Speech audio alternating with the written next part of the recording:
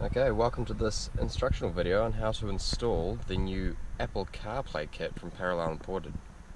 In this example, we're going to be installing it into an Infiniti M45, M35 or Nissan Fuga. It's the 350 GT or the 450 GT. They all tend to be the same.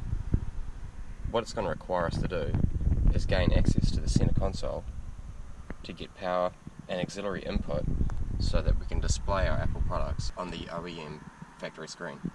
A lot of vehicles will come built in with an auxiliary input through the rear center console. We're going to be using this to gain access to the built-in screen. We can also use one of the two power sockets, this one here and the one inside the center console, to power the device.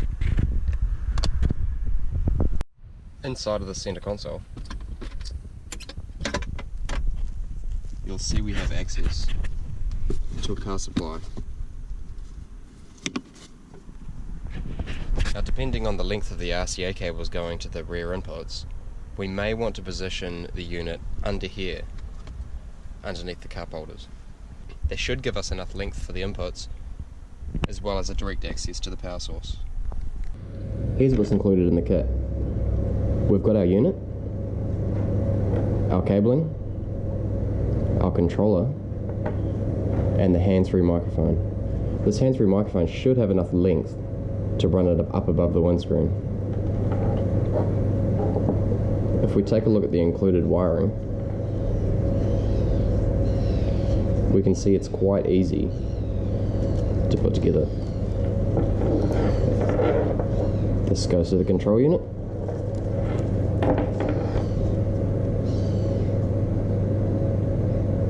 Power for an external video input, an external video input, which I'm probably going to use for a front-mounted bumper camera so I can check for curb clearance when I'm parking. The red and black cables are our accessory power and ground cable. That I'm not entirely sure. I'd say that's a switch to engage, probably for the reversing camera, so that when you engage reverse, it'll switch to the video. We've got the USB input, our hands-free microphone input, and the RCA outputs, which will connect to the factory RCA inputs on the back of the center console unit. So for this specific model, to gain access to the underneath of the cup holders where I'm going to be mounting the module, we simply need to pull on both sides, and this will release the unit. Pop that aside. The cigarette lighter charger thing down in here, we gain access through the back by disconnecting the plug. Now, we could splice into that to run the unit as well as retaining the functionality of the charging port, but for my example I'm not going to use this because I've got another one here and another one at the back. So I'm just going to put blades into that and hook the harness straight up to there. So this will no longer be functional. Maybe at a later date I'll come back and splice it in properly. Once I've given it power and ground, I've already checked this for constant power. It is accessory power, so that's good, so it's not going to be running full time. Once that's all hooked up, I'm going to run the RCA cables through the back and into the auxiliary input at the back of the center console. After that, we're going to put the microphone plug into the harness, run it through the dash, and mount it up here towards where the camera's sitting right now. So before we go too much further, it's probably a wise idea to check for clearance before you go on mounting this anywhere. Ideally I would have had it there, but we're not going to have enough clearance for the cup holders. But I found that if I tuck it up the back there, it'll sit in there quite nicely. Now this does have some soundproofing or whatever you want to call that, so it should sit down on it nice and snugly. On this model car you simply need to remove the rubber stripping, just pull it away gently, and then a light pull on the A-pillar cover and you can easily mount your microphone. I'll then run it down the door, under the dash, and through the center console into the unit. Now with our microphone cable nicely tucked away, we can pop that down there. You can see on the harness I've added the blade fittings. These of course are just going to go into the plug there. Now if you're doing this on the Fuga, blue is positive, black's negative. So I can just slot these blade fittings straight into there and we'll be on to the next part. What I found was the easiest way to do was to run the RCAs through and pop them out behind the carpet. I then fed them round to the back, plugged them in, and then tucked all the wires back up and underneath the console. Now with the RCAs, the microphone and the power hooked up, we can begin to test it. So we plug the module in there. We'll set that down for now. So now with our unit all powered up, all we need to do is go onto the dash, hit the auxiliary, and there it's asking us to please connect your phone by USB cable. So I've got the controller all ready. It is a wireless remote, but I'll be mounting it to the dash. And I have an iPhone. This is an iPhone 6 running 10 point something.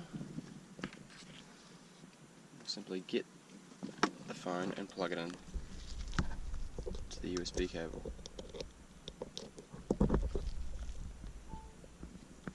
The phone is now charging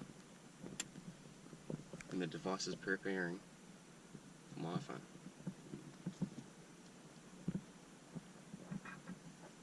Unlock your iPhone to start CarPlay.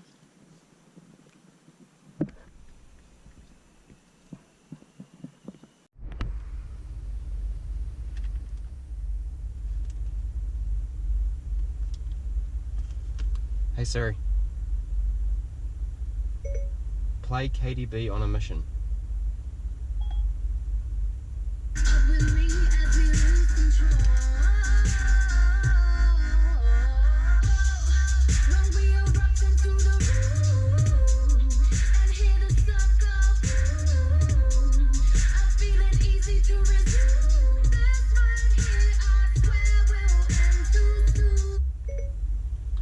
Message my girlfriend.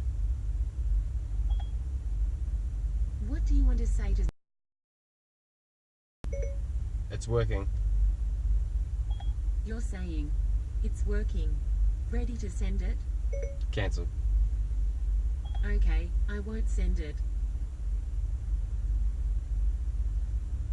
So I sink into the Take me to the nearest petrol station. The closest one I found is Red Beach Pharmacy on Bay Street. Does that one sound good? Sure. Getting directions to Red Beach Pharmacy.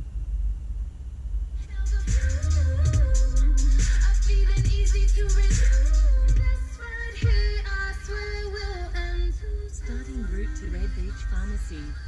Head northeast on Hibiscus Coast Highway.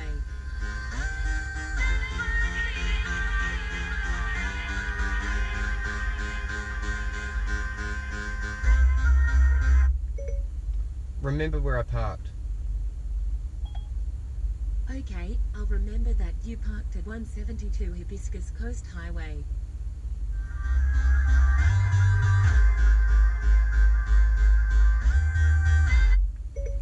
When I get to work, remind me to do some stuff.